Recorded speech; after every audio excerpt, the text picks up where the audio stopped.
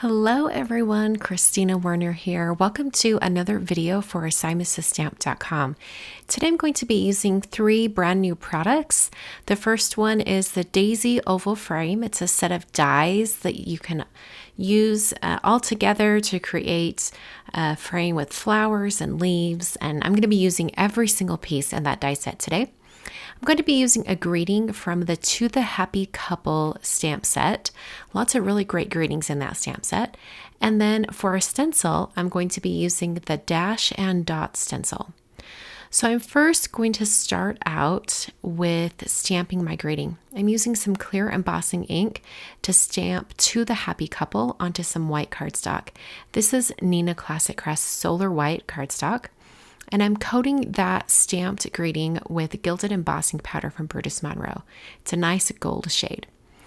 I hit that with my heat tool until the powder was smooth and melted, and then I'm going to cut it out using the coordinating dies. So I've got the coordinating die for the greeting from the To the Happy Couple die set, and then I did a bunch of other die cutting. Like I said, I used every single die in that Daisy oval frame set. I also cut out the large oval frame using masking paper, and I'm going to use the center area later when I start to do my ink blending. For the centers of the flowers, I used matte gold cardstock, but for everything else, it was out of just plain white cardstock, and I'm going to be stacking things for the frame to make it look more substantial.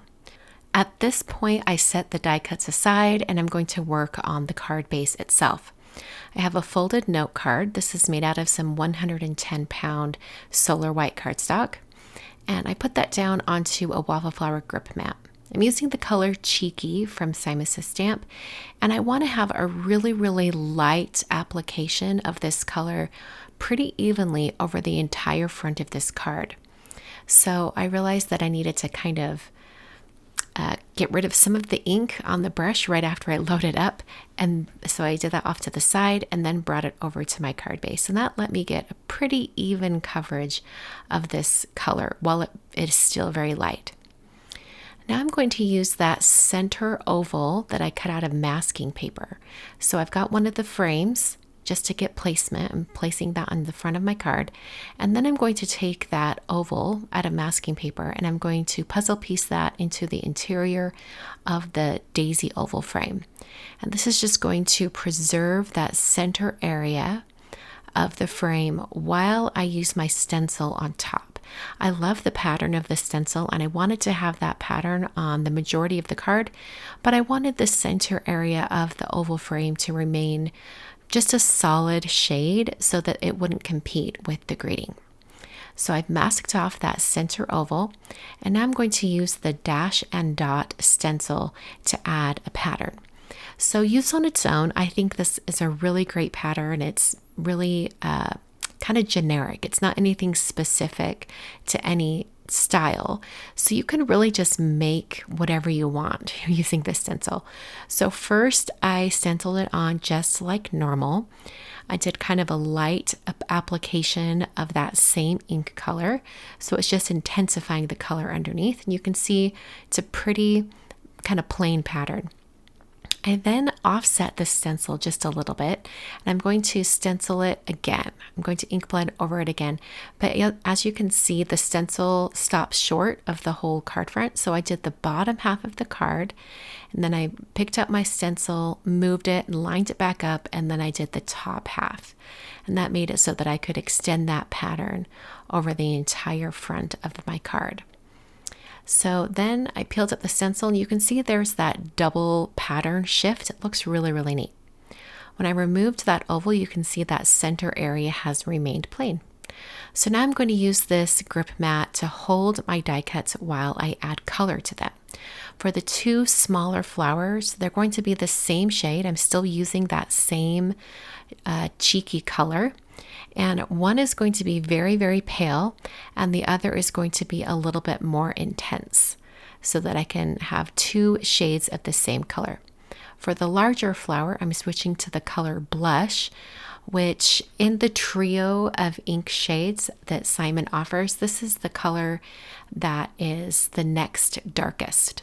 So it's going to look really nice up next to all of the ink blending that I've done with the color Cheeky. For the leaves, I'm using the color Artichoke, and I tried to blend these so that there was a little bit more color concentrated on one end of each leaf. And after I had those ink blended, then I brought over the gold flower centers. So I cut out 2 of the large centers. The other one will go directly onto the white frame. And then I have 2 of the small plain centers that go onto these smaller flowers. And I think that sets off the flowers. I'm going to set these aside. I'm just putting them into a little dish so I don't lose them. And then I cleaned off my grip mat. I'm now going to ink blend the small thin scalloped frame, and I'm using that same darker shade. This is the color Blush. So I'm just ink blending that on until I have a nice solid application. And then I needed to stack all of my die cuts. So this was a little bit time consuming, but I think it's completely worth it for the more thick, substantial look. So I had 4 of the oval frames, these daisy frames that I stacked. And then I stacked 4 of the small scallop frame, with the top one being the one that I colored.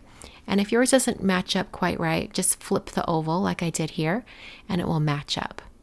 Like I said before, I'm taking the second large gold flower center and adhering that directly onto the white frame.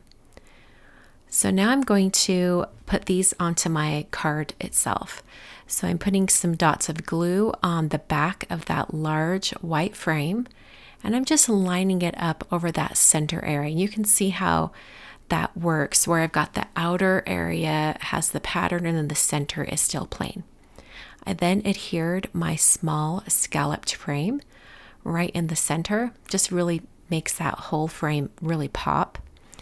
And then I started assembling my little cluster of flowers at the bottom of the frame. I wanted the large flower kind of off to the right, and then the 2 smaller flowers on the left. And the way I assembled this is I got the flowers in place, and then I kind of slipped the leaves under each one of these flowers so that they would look like they're fanning out from the center of the flowers. And I moved these around quite a bit, kind of trying to get them into the right position. And I added 1 small little leaf right here, and then there is my entire cluster of flowers and leaves. My greeting was meant to go just in the center, so I added some small foam squares to the back of my greeting and then directly onto the center of that oval frame. I think this is a really great card design because it's not specific to any couple in particular. So this could go for a lot of different weddings or occasions. I think it's a pretty generic card, and I love the tone on tone with those little pops of green. So thanks so much for joining me today. Everything I've used for this card is listed down below in the video description in the supplies. And thanks so much for watching. I will see you in another video very soon.